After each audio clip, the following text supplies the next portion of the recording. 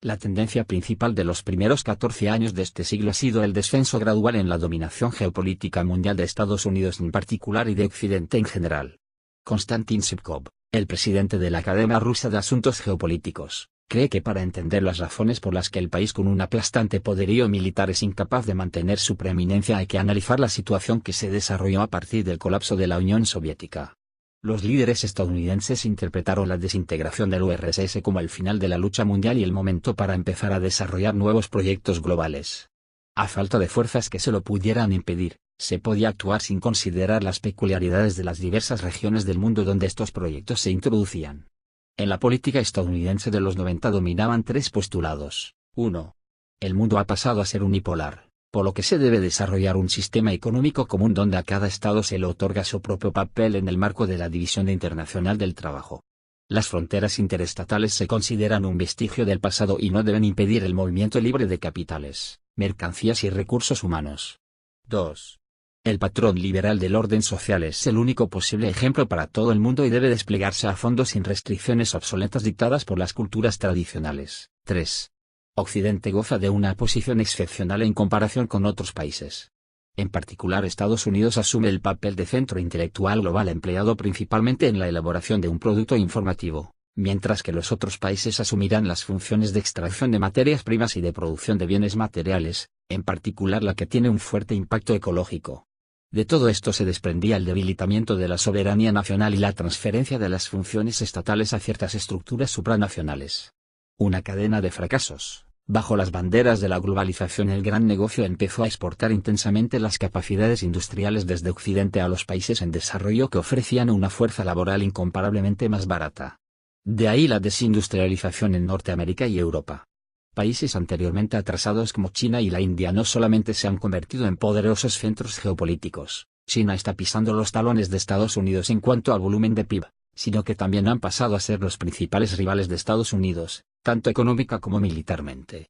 La política liberal llevada al absurdo con la legalización de los vicios y perversiones y llevada a cabo sin consideración de las peculiaridades nacionales o de las tradiciones culturales ha descreditado la idea liberal como tal, opina el experto en un artículo para el portal VPK News.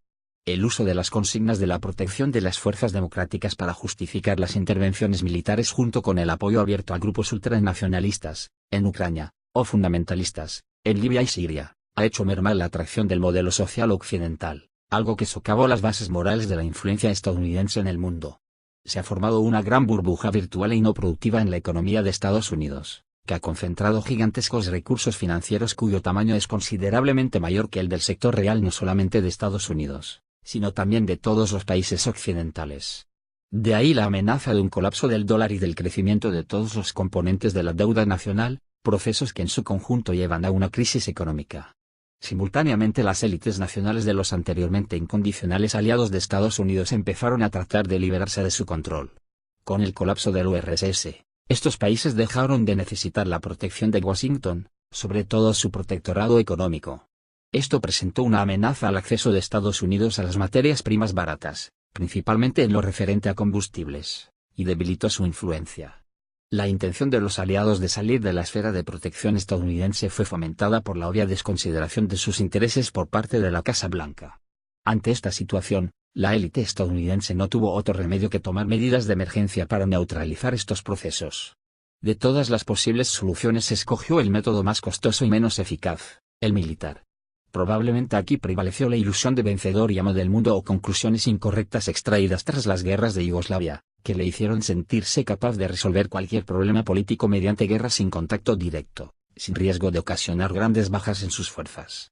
El análisis de los acontecimientos de la primera década de este siglo proporciona la imagen de la estrategia estadounidense en ese periodo, tras crear un fundamento moral y psicológico para un amplio uso de la fuerza gracias a los atentados terroristas del 11S. Lanzan ostensiblemente poderosas operaciones para aplastar a los países obviamente desobedientes. Y posteriormente convertirlos en plazas de armas para la expansión en Asia Central y la presión sobre Rusia y China, así como sobre los países de Oriente Medio y África del Norte. Irak y Afganistán, manifiestos enemigos de Estados Unidos con posiciones geopolíticas excepcionalmente beneficiosas, fueron escogidos como objetivos del primer golpe. Sin embargo, Los primeros éxitos tácticos que permitieron a Estados Unidos y sus aliados de la OTAN ocupar el territorio de estos países, fueron seguidos por enormes pérdidas económicas y humanas en la guerra contra la insurgencia. Para 2006 los expertos se dieron cuenta de que los objetivos políticos de las operaciones en Afganistán e Irak no son alcanzables y de que la derrota militar de Occidente es una cuestión de tiempo. Al parecer, la élite estadounidense entendió que sin cambiar los métodos es imposible realizar con éxito las tareas globales. El reemplazo del belicoso George W. Bush por el pacificador Barack Obama, al que le entregaron un premio Nobel de la Paz anticipado para crear la imagen pertinente, significó el cambio de la máscara de Estados Unidos para realizar una nueva estrategia aunque las metas no cambiaron, señala el experto geopolítico. Lo que cambió fue la herramienta, se priorizaron los métodos del poder suave. Aún así la misión de la Operación Primavera Árabe, lanzada en 2011, fue radical, derrocar a los regímenes de Oriente Medio y África del Norte que estaban empezando a estar fuera del control estadounidense para reemplazarlos por títeres estrechamente vinculados con Estados Unidos aunque no tuvieran aceptación popular. Sin embargo, aquí Washington también fracasó. En los países donde los regímenes autoritarios procuraban llevar una política moderadamente autónoma conservando cierta dependencia de Occidente, aparecieron fuerzas islamistas radicales. Siria logró repeler la agresión sufriendo pérdidas materiales y humanas enormes. Egipto vio una contrarrevolución que llevó al poder a fuerzas que empezaron a reorientar sus políticas hacia otros centros geopolíticos, incluyendo a Rusia. Una serie de fracasos de Estados Unidos en la región llevaron a que aliados tradicionales como Arabia Saudita y Qatar empezaran a actuar con más independencia y a veces en contra de los intereses de su aliado norteamericano. Se sabe que Arabia Saudita desembolsó a Egipto unos $3.000 millones para la adquisición de armas rusas. Según algunos medios, también fracasaron los esfuerzos del presidente estadounidense para inducir a las monarquías del Golfo Pérsico a coordinar acciones para reducir drásticamente los precios del combustible para perjudicar a Rusia, resaltó Sipkov. Además, Estados Unidos está perdiendo su influencia en América del Sur, en particular en Venezuela, el mayor productor de petróleo de la región. En esta situación la declaración de una revolución de pizarra, o revolución del esquisto, que presuntamente ayudaría a Occidente a conseguir la independencia energética. De hecho es la admisión por parte de Estados Unidos de que sus esfuerzos para restaurar el control sobre los recursos energéticos mundiales han fracasado, añadió el experto. Problemas en conjunto. Una de las desventajas de la estrategia estadounidense es su radicalismo, cree el experto. En lugar de realizar sus tareas gradualmente, paso a paso, suavemente, volviendo la situación a su favor, la élite intenta hacerlo lo más rápido posible, prácticamente cambiando el poder entero en el país del que se trate. Por lo tanto fracasa la gestión del proceso de cambios. De un golpe de Estado bien controlado la situación desciende a la fase de revolución, que es muy difícil o imposible de dirigir.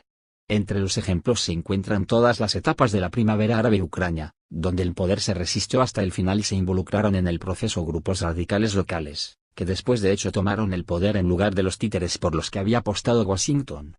Otra causa de los fracasos estadounidenses es la subestimación de las fuerzas hostiles. Como resultado, las operaciones casi siempre se demoran, los objetivos no se alcanzan en la mayoría de los casos y se socavan los planes iniciales. Otra deficiencia de la política exterior estadounidense es atenerse a los mismos patrones. Los acontecimientos de la primavera árabe se desarrollaron en diversos países según el mismo escenario, el mismo modelo, sin tener en cuenta la diversidad étnica y otras diferencias. Luego, a pesar de las consecuencias negativas para los intereses de Estados Unidos, el mismo escenario casi sin modificaciones pudo verse en Ucrania. De ahí el fracaso posterior, con la reincorporación de Crimea por Rusia y graves pérdidas políticas de Washington.